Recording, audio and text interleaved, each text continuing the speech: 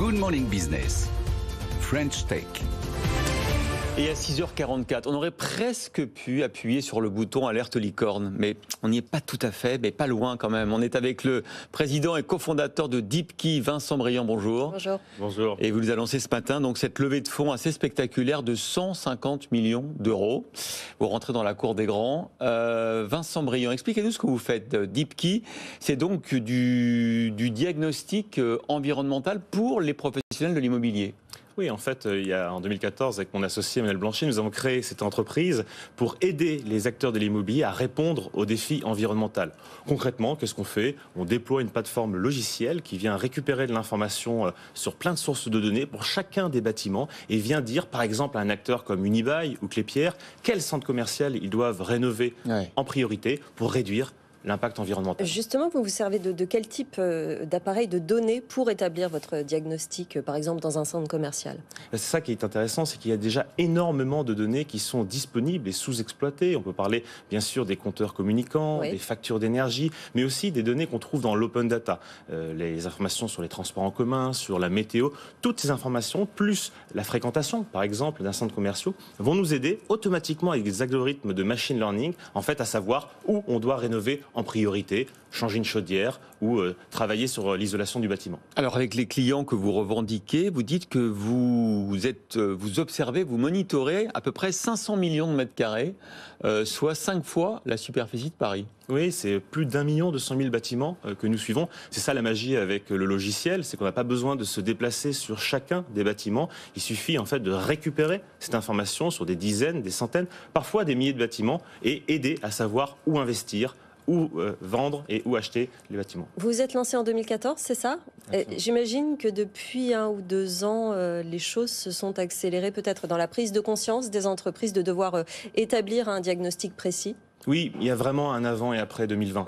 À la fois à cause de la pression réglementaire qui a augmenté ces derniers temps, mais aussi les entreprises ont pris conscience que l'enjeu environnemental, et en particulier climatique, allait impacter la valeur même des bâtiments. On parle aujourd'hui de décote de la valeur des bâtiments si les bâtiments ne respectent pas un certain niveau de performance environnementale. Alors moi j'ai une question parce que quand même 1 million de bâtiments gérés, présence dans 38 pays, 150 salariés, levée de fonds de 150 millions d'euros. Mais alors le chiffre d'affaires, pardon, mais vous avez un chiffre d'affaires de 15 millions d'euros. C'est pas beaucoup quand même avec tous ces chiffres spectaculaires. Ce qu'il faut regarder, c'est la dynamique. On double chaque année notre chiffre d'affaires. C'était moitié moins l'année d'avant, ça sera deux fois plus cette année. Et en plus, c'est du chiffre d'affaires récurrent. C'est-à-dire des abonnements. Exactement, c'est de l'abonnement bâtiment par bâtiment que l'on collecte auprès de nos clients pour les accompagner dans leur transition net zéro. Non mais j'ai envie de vous dire, vous n'êtes pas très cher, quoi, parce que c'est 15 millions d'euros de chiffre d'affaires pour gérer 500 millions de mètres carrés. C'est donné. J'espère que nos clients vous écoutent. Non mais c'est vrai que pour eux, dans leur bilan qu'ils doivent présenter désormais, c'est essentiel de pouvoir montrer que on réduit ses émissions et qu'on va atteindre les objectifs qui sont fixés de niveau 1, niveau 2, niveau 3 pour les entreprises. Vous avez tout à fait raison. Il y a une étude récente qui est sortie qui a montré que pour réussir à faire en sorte à l'échelle mondiale que l'immobilier tende d'ici 2050 au net zéro, il faut investir chaque année 5 000 milliards de dollars par an pour y arriver. Donc c'est vrai que nous, on représente une petite goutte pour l'instant.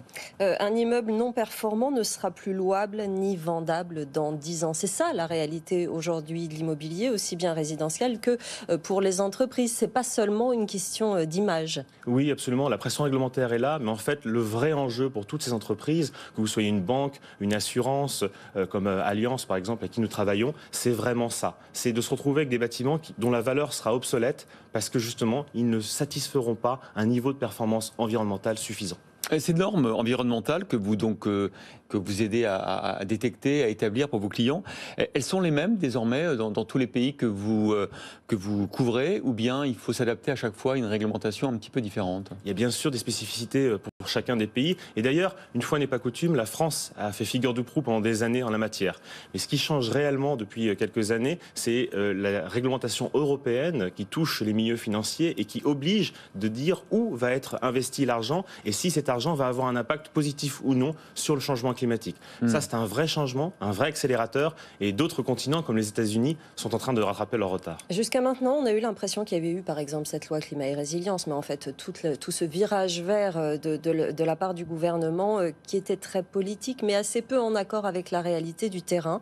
Comment mettre vraiment en lien les deux pour réussir à faire une politique au plus près des acteurs économiques? Donner de la visibilité aux acteurs, éviter de changer de pied régulièrement sur les réglementations, donner de la visibilité à moyen et long terme, et puis s'assurer aussi de faciliter la mise en œuvre de solutions. Notamment, une des choses que les gouvernements peuvent faire, c'est partager de l'information publique pour aider des acteurs comme nous à créer des modèles encore plus fins avec les données de nos clients. Encore plus d'open data. Encore plus d'open data. Quand même, c'est une accélération assez spectaculaire. Vous avez levé d'abord 2,5 millions, c'était en 2016, 8 millions en 2019, et donc aujourd'hui 150 millions. Qu'est-ce que vous allez faire de tout cet argent? Essentiellement 3 choses. Continuer à nous développer, nous renforcer à l'international notamment, mais aussi aller aux États-Unis, recruter en 2022. Vous n'êtes pas aux États-Unis du tout aujourd'hui? Alors si, mais on n'a pas de bureau ouvert avec des effectifs localement. Mais aussi recruter. On recrute en 2022 200 nouveaux collaborateurs. Vous allez doubler de taille, quoi. Exactement, on va doubler de taille. 400 sont prévus en 2023. Et puis le dernier point, c'est faire des acquisitions, consolider le marché. Il y a beaucoup de concurrence? Il y a de plus en plus de concurrence, mais on n'a pas trouvé de concurrent qui soit de notre taille. On est aujourd'hui le plus gros acteur mondial, malgré le chiffre d'affaires que de 15 millions. Ah oui, que de 15 millions. On vous réinvitera lorsqu'il va doubler, tripler, décupler. Ça va vite avec l'échiquier chinois si vous doublez chaque année, vous le savez. Vincent Briand, président et cofondateur de Deepkey, et donc cette annonce d'une levée de fonds ce matin de 150 millions d'euros.